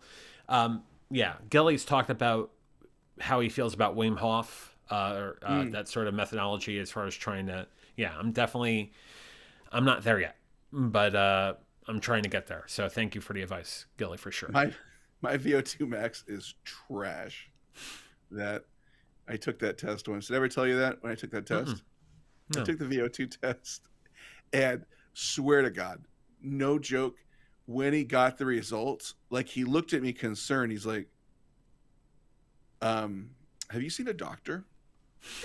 Because I had the VO2, and this was a couple years ago. So this was like right before COVID, and they said, hey, people who are very overweight and with like bad, breathing issues, they're the most susceptible. Like right before COVID hits, he's like, you have the VO2 of like a 65-year-old man. And I'm like, oh, that's not great. And then COVID hits, and they're like, it hits the elderly the hardest. And I'm like, oh no, this is horrible. Yeah. Not great. So, yeah, I got to work on that too. Gilly's throwing these really great advice. Get an hour of under 7:55 minutes for a good baseline to 12:35. Won't cut in October. Gilly, truth be told, my goal in October was the same goal as I had in March. I just want to finish Portland. I finish Portland, I get a personal best of something that could easily be beaten in 2023. That's the goal. Now, that said, if I can get that time down to a better per mile or a pace per mile sort of speed, obviously I want to get there. But 7:55, I could tell you right now, will probably not happen unless I get surgery. I just have a lot of extra skin. Yeah, that would make. Does that make it? That makes it uncomfortable to run. Very right? uncomfortable. I would Extremely imagine. uncomfortable. Wow. How much is a surgery? I'm like for extra skin surgery. Have you like priced that out? I haven't. I've had a couple of consults. I haven't gotten a price on it yet. And the other thing is, insurance won't take care of it because I am not obese. So they will take care of it if you're obese, because they say, okay, it's a thing that we can obviously, throw money into. But when you're not obese, they won't do it. Wait, I want to walk through this correctly. Yes, please. So, when you're obese, Mhm. if you had extra skin, they'd remove it for you. Yeah. But when you're obese and you lose all the weight, and then your body has the extra skin because you lost all the weight, insurance won't pay for it because you're no longer obese. And that's the reason you have the extra skin, is because you are no longer obese. Yeah. And then I think that goes well, they couple that with bariatric surgery, believe it or not. Okay. So if you want bariatric surgery and you have a BMI of 27, 28 and not obese is 30 and above, they're not going to pay for the bariatric surgery because they think you're in the ballpark. But then they also think that your skin will right itself out. Mm-hmm. You're on the cusp. It is so backwards. It is so backwards. I just wish they would help me, because if they could help me, And I have, the funny thing is, Paul, I have a PCP who happens, her proficiency, her specialty is bariatric medicine. So all it would be is for my insurance carrier to say, okay, you know what? We're going to cover it. And then Yeah. I got it in. Yeah, because if you could remove the skin, you're more prone to keep running because straight. then it's comfortable. And if it's comfortable, you're going to do it more often. If you do it more often, you're going to stay fit. And if you stay fit, you're not going to need insurance. It's Spot on. it's Spot on, so Paul. crazy. The whole system's crazy. Have a happy and healthy Easter on your. Have a great night. Take care of yourself. And Jamie, that's a great point. They are a bunch of wieners. And JV, I suggest you write a letter that says, "Dear wieners, Dear wieners. this is what I need." Yeah. I need you to not be a wiener. And help me out here. Good night, Adar. Happy Easter to you, sir. Yeah, so, I hope the Hoboken Easter Bunny visits you. that's right. The Hoboken Bunny needs to make a visit. Jamie says, but no one makes money that way. You're right, Jamie, unfortunately. And then Gilly says, well, in a way, I'm in the same boat as you. My first 200-mile race, 84 hours, only 2 people in history have finished.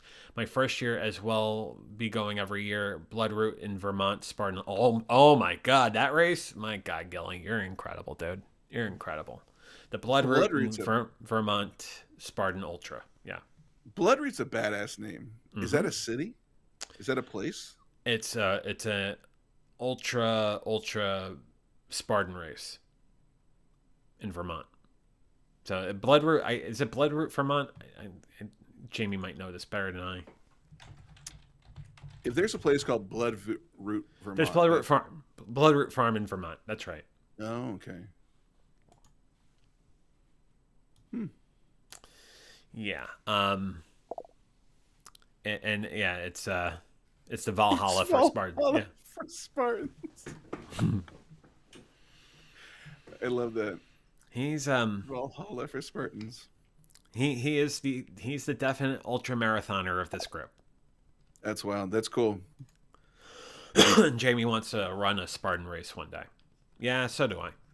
Truth be told, but I like think one my of those. brother's done it. He likes this. He likes that stuff. No one's allowed to train there. It's equal for all, so it's basically closed off, and you have no idea what they're going to be throwing at you.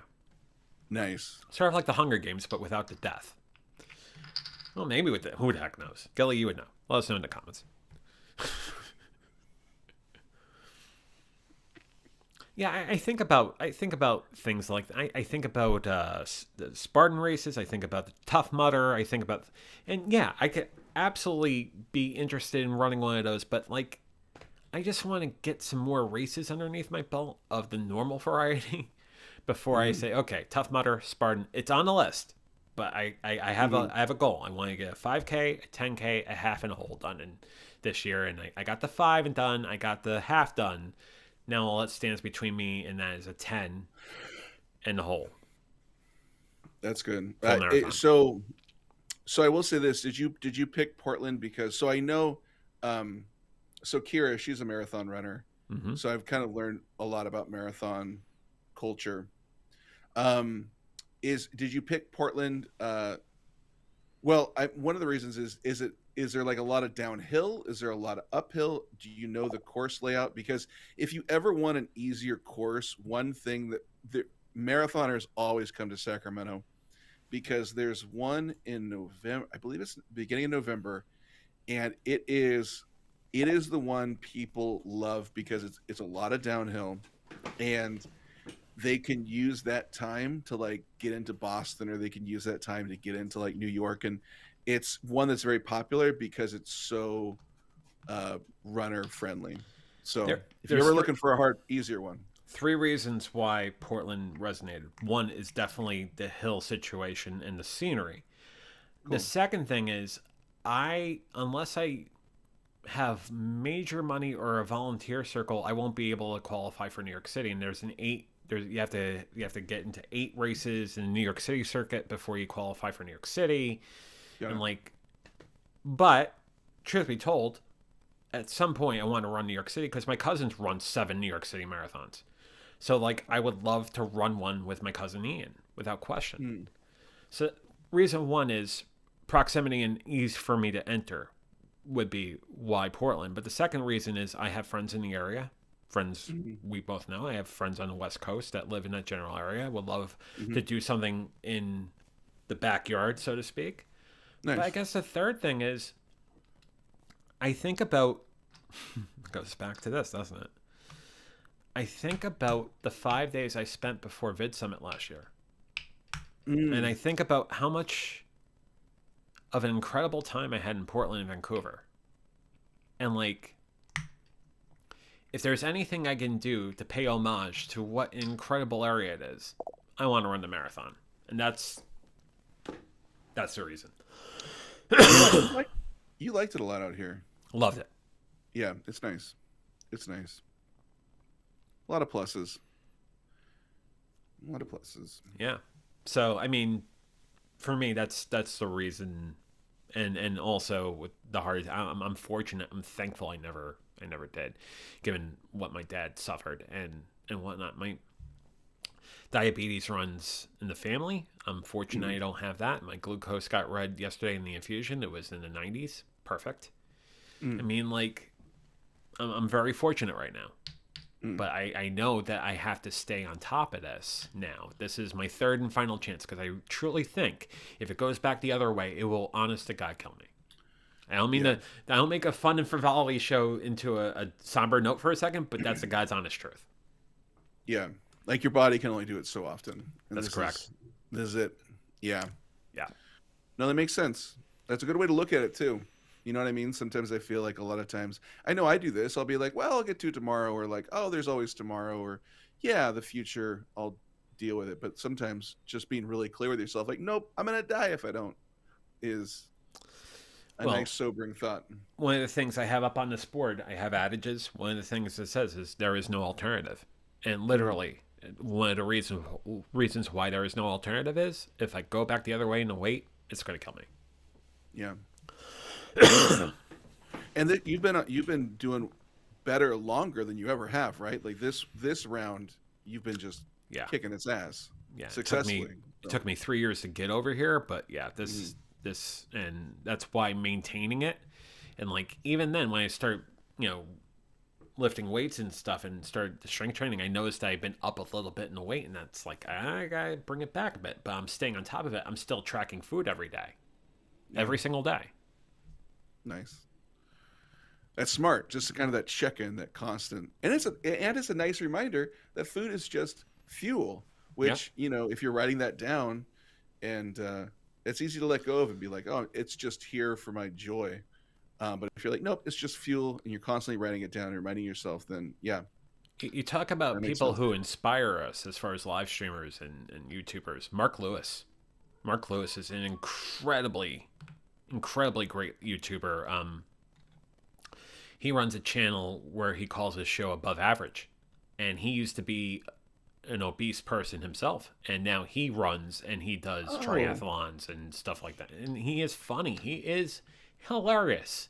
Would love to have him on the show at some point to talk to him, because he's got many people who watch him for his fitness stuff, but he is like he's got it, and he understands the battle, but he stays on top of it, left, right, and sideways. He'll tell you at the end of the day that the calorie counting shouldn't matter, but it does matter, especially when you're training for the sort of runs that he does and the sort of tough mudders and Spartan races that he does, and also the long races. Yeah, so if you ever want a good laugh, but you also want good advice, Mark Lewis, Above Average, fantastic. Not a sponsor. Oh, okay, Mark Lewis. Here we go. Yeah, got it. Cool. Yeah, thank you. I'll check that out. Yeah. Wow, good for him. He did an episode when he did the 4x4x4.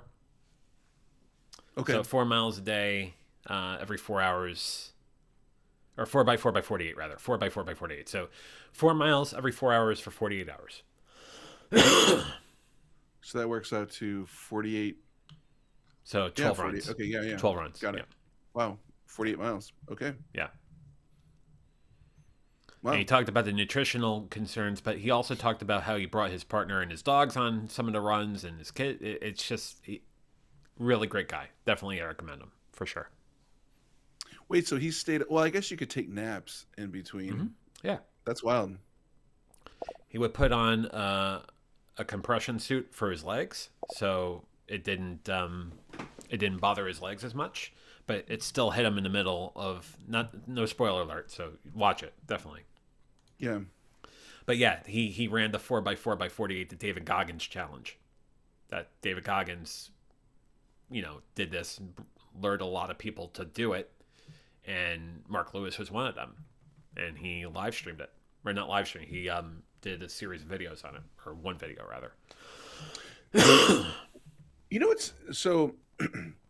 I think it's really interesting, like when we slap the idea of a challenge onto something, that suddenly it holds more value.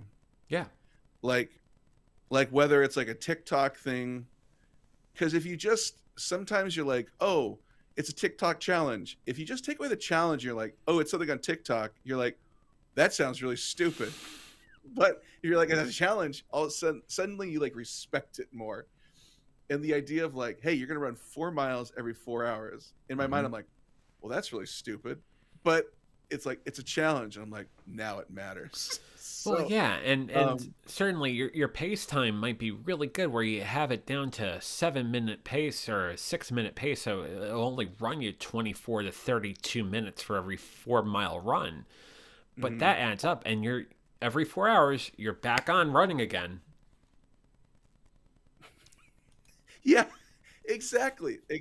That's like what Jamie just said. Poor parking? No. The poor parking challenge? Sign me up. Right. Like the word challenge, I've never thought about this before. I love just doing this live with you because it's like, oh, these weird thoughts pop in my head. The idea of challenge is like instant respect or more like respect for something. I don't know. It's interesting. Paul, I mean, let's talk about how we met. Something called Lita. Yeah. Oh, here you go. Another challenge. That's a challenge. Live every day in August. It's a challenge. Humans love a challenge, baby. It's just like, yeah, that's real interesting. People love a challenge. Yeah. So, I mean, we always joke about, oh, well, you want to do Lita. Why don't you do live every day in 2022? Well, okay, now you're just bastardizing it. But yeah, 31 days, though. 31 days. 1 month. August. You do it every single day. 5 minutes, 10 minutes, whatever it takes. But yeah, just a theme, quick little pop on. Yeah. Gilly's strategy for the park challenge is location, location, location. The parking challenge is definitely reliant on location, location, location. No double parking, you get disqualified.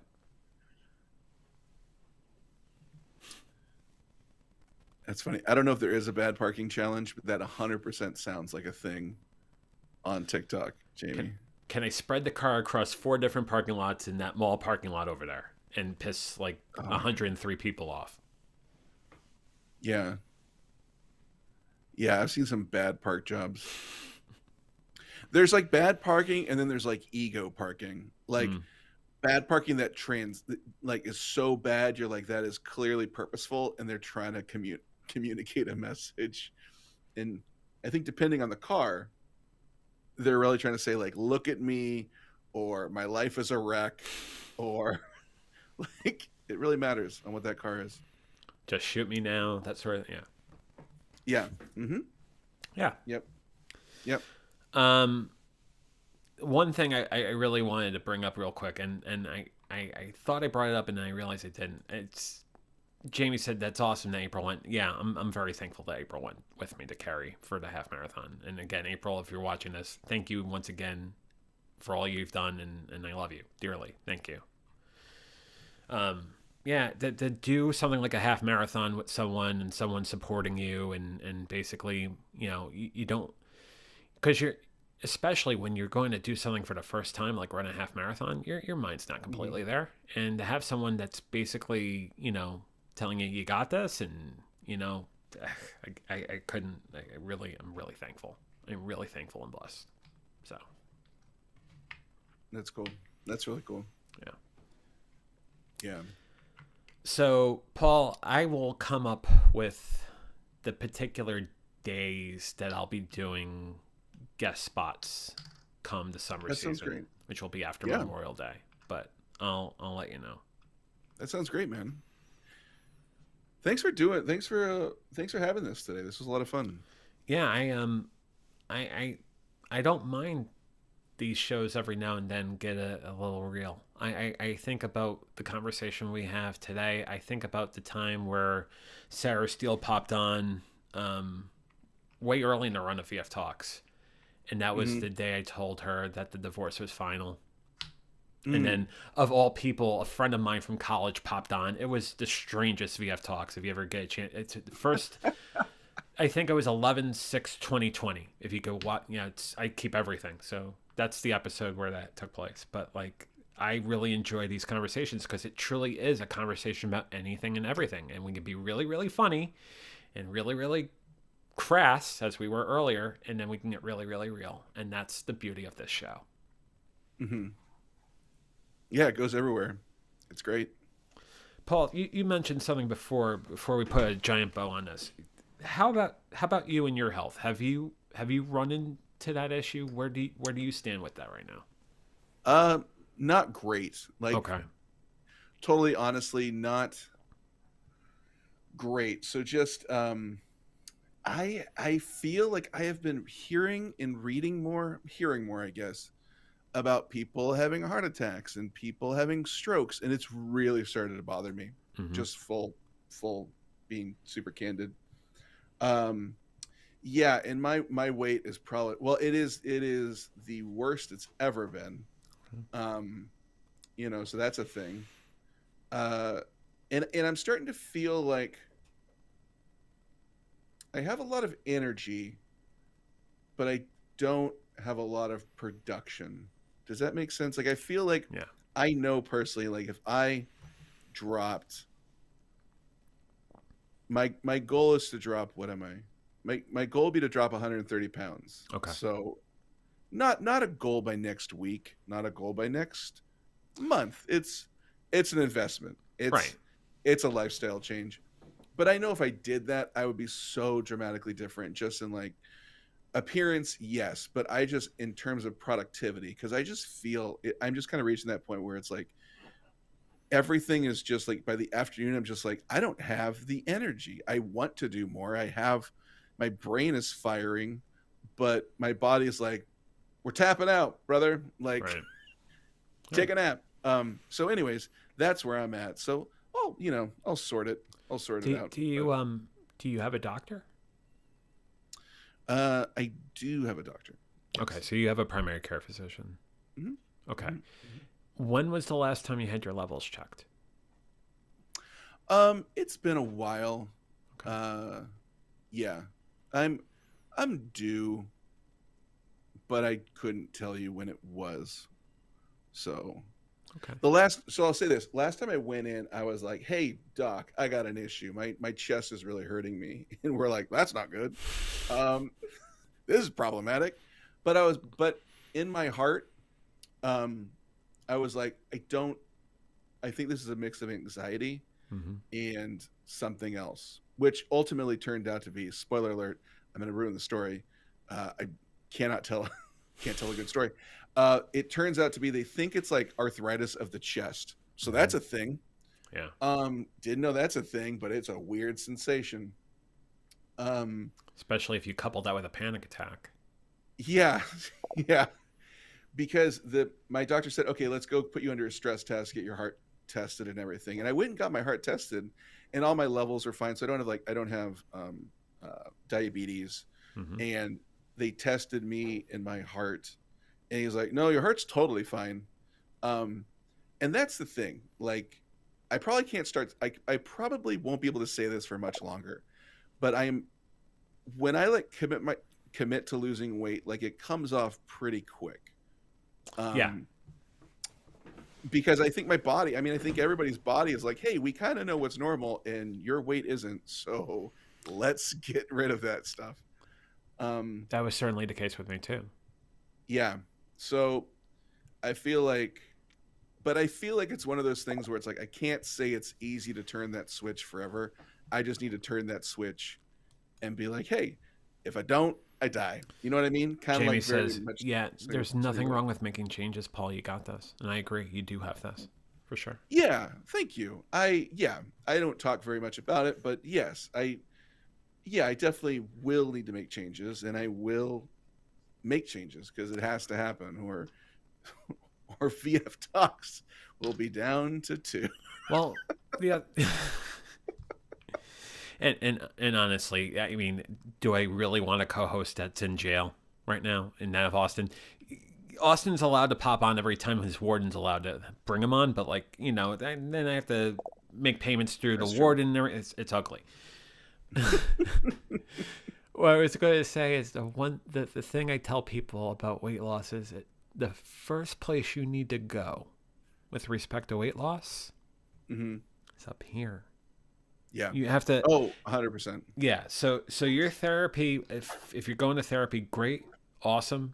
It's religious for me every Friday. Therapy has been a godsend for me.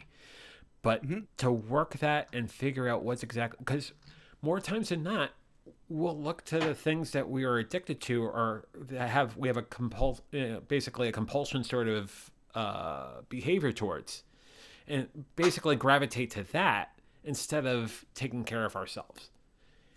Yeah. No, sorry. I was just agreeing with you. Oh, but yeah. I agreed with you far louder than I should have. That's right.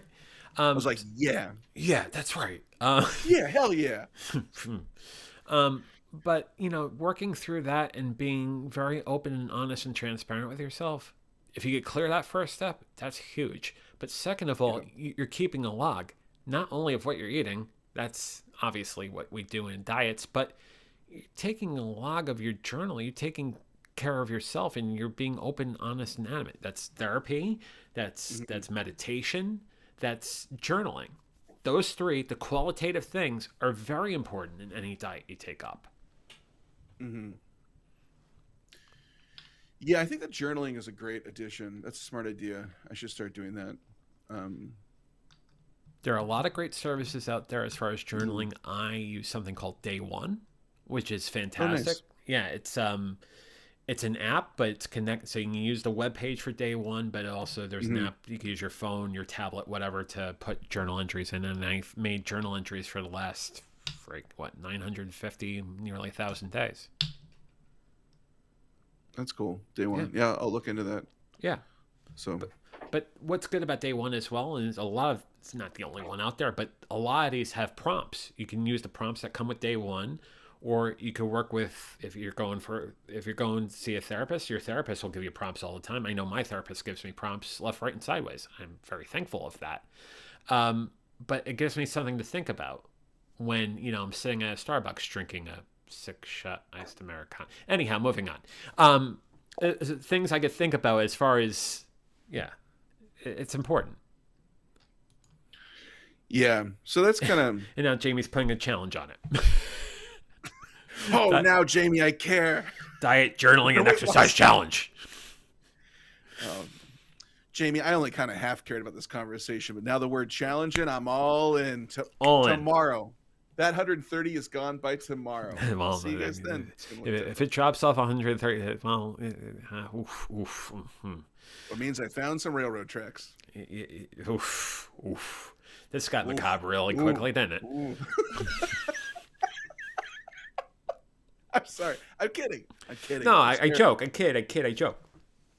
I joke. We remind everybody who's a viewer of this show and the main show that please can seek a doctor or a therapist or your support group in embarking let me just bring up the thing. Yeah, don't seek railroad tracks. Full stop. Right. Don't. I'll just say it before, No, 100%. I was making We're- a joke. And not, We remind you to please consult your doctor, your mental health professional, your outreach group, your sponsor, or specialist before adopting any change to your dietary, physical, and/or mental health regime. mm, Okay, I got that in. ditto. Yeah, Before you listen to my advice. we know what moves you: cats and challenges. Cats and challenges. That's true. 2 things. CC. If you throw in an ultra tough mutter, then you got Gilly in it too. And then Gilly says, "Paul, you're so creative. If anyone can create a new you, it's you, dude." And Oh, that's wow. Thanks, man. That's really nice. you have a lot of people here, Paul, that love you, and I included. I Yeah. absolutely love you. And one of the reasons why I didn't want to end this episode without going back to you, because you kind of hinted at it before when we were talking about me, and I know I had to ask you. So thank you for sharing. I appreciate that, Oh, and I appreciate you thanks for very asking. much so. Yeah. Thanks for asking. So, but yeah, I'll definitely keep you guys. I'll let you know what's happening, and I've even thought about maybe doing some more kind of like vlogs of just kind of like going for walks. Not like that's going to be an interesting vlog, but like try to like talk about the journey of this, because it's gonna be interesting, and it's gonna have some highs and lows, 100%. The vlogs that you were doing when you're walking around in Sacramento, or the Rosemont, was it Rosemont? What's the name of the town? Roseville. Roseville. Yep. I was close. Yep. Roseville. Yeah, you were. I mean, those sort of like person on the street, and this is the club that I work at now, and this is this, and this is. I love that stuff. It's great because it's like we get to. It's sort of voyeurist a little bit, but you're funny. Yeah. So I mean, you have funny and witty repertoire to everything. But Thanks, man. yeah, if That's there's nice. anyone that could pull off a vlog about anything, including taking a walk would be fantastic. I subscribe to that tomorrow without question. Let's go for a walk, guys. Yeah, and there's a lot of nice. Honestly, there's a lot of nice trails around here. So, and it's rattlesnake season. So let's go get bit together, boy. guys. It went back to macabre, didn't it? Let's go for a walk, get bit, and see if 911 works out on the hills. Yep, keeping it positive. That's me. Like, comment, subscribe, buy me a rattlesnake. Give me rattlesnake poison, or not poison. Give me rattlesnake Right. anti-venom. Right? Anti-venom. Thank you. Man, Or buy me the venom, and I'll take a little bit every day, buy me a venom. and and I'll become immune to it. That's Right. science. That That's is not science. true. Don't do that. No, Anybody? no, we're not doctors. We're not even lawyers. No. Jamie says, "Oh my God, the rattlesnake poison challenge." Jamie, you're the worst. You're trouble, Jamie. You're trouble. You do that while poison's playing in the background. So now you got the Matt Haas audience now because it's 80s hair bands and it's fantastic. Wow, Washington Cassidy, give me the keys. Hey, everybody, welcome to my TikTok. It's the RP Challenge, Rattlesnake Poison. You know it. You love it. Hit that sub button, baby. That's right. Boom. Boom. And I do a follow-up with me in the hospital. Hey, it's my one night stay at the hospital challenge. There's an IV bag hooked up. It's my IV bag challenge. What up, yo? Oh boy, yeah, Oh God. good stuff. Oh well, I whatever you end up doing, needless to say, if you ever want to, you want to ask a couple, my opinion, or you want to bounce a few ideas, whatever you want to do, I'm here. Thanks, you're- man. I appreciate As Gilly it. I said, appreciate you it. are an incredibly creative dude, and you can pull this off. You're absolutely capable. I appreciate the chat. I mean, I appreciate you. Like, thanks, guys. That's really nice of you. And whatever your plans are for this holiday weekend, I hope you have a wonderful and happy and healthy holiday. You too. Thanks, man. This was fun. Are you, when's your next live? Throw a couple plugs while we're at it. Come on. Oh, okay. So yeah, you can go check out my channel. It's full of silliness and hopefully things that make you laugh. That's my goal. I I think I'll be going live later tonight because, yeah, I got nothing going on this weekend. Like, oh, you know what? So there's a big SAC anime, a big SAC anime Friday, Saturday, and Sunday, and I'm thinking about going there and maybe like live streaming, just walking around because they have like a really good art section. There's like 30 different artists, like the artist gallery. I thought it'd be very fun to kind of go around and check out artists, and then also just kind of hold up their business cards. So if anybody wants to order stuff from them, they can go to their website. So it would definitely, you're promoting the neighborhood, you're promoting local vendors, and you also you're doing something you're really good at. You're great at just being, you know, this, like, I go back to the whole thing you were doing. You do it really well. And quite frankly, you do everything really well. But I mean, that I definitely watch that. Thanks, man. Yeah, so maybe I'll go there. I don't know, but I'll probably be live streaming later tonight. So long story short, later tonight. And Gelly reminds us that, you know, take a little rattlesnake poison every day. That's science. That's science. So. And Jamie's wishing you a happy Easter, and everyone, good night to y'all. And Gilly, a happy Easter to you and yours too. So, Paul, thank you very much. If you're doing a live stream later, I'll be watching for sure because I don't have any plans tonight either. So there you go. You and me both, brother. Cool. All right. Love you, bro. I'll talk to you soon. Love you guys. See you later. Bye. Do you want me? There you go. Got it. I was going to do the whole thing I do with the thing. I'm going to bring this back up over here. There we go. Paul Burke, Matt Haas, all of you. I look forward to Fridays for good reason. You guys are amazing, and I love doing this show. And we do talk about anything and everything on this program. It can be really funny, it can be really serious, but you know what? It's all coming from the heart, and it is always a good time. So that said, let's talk about what we're talking about next week, in the sense that we're going to do some reflection topics next week. We're going to talk about, you know, what do we want in this life? And Tuesday, we're going to spend time about figuring out what you actually want in this life, and also trying to resist the temptation of the internal mindset saying, oh, you really shouldn't do that, when quite frankly, there isn't any reason why you shouldn't not do that. So there's every reason why you should, rather, not to use a double negative.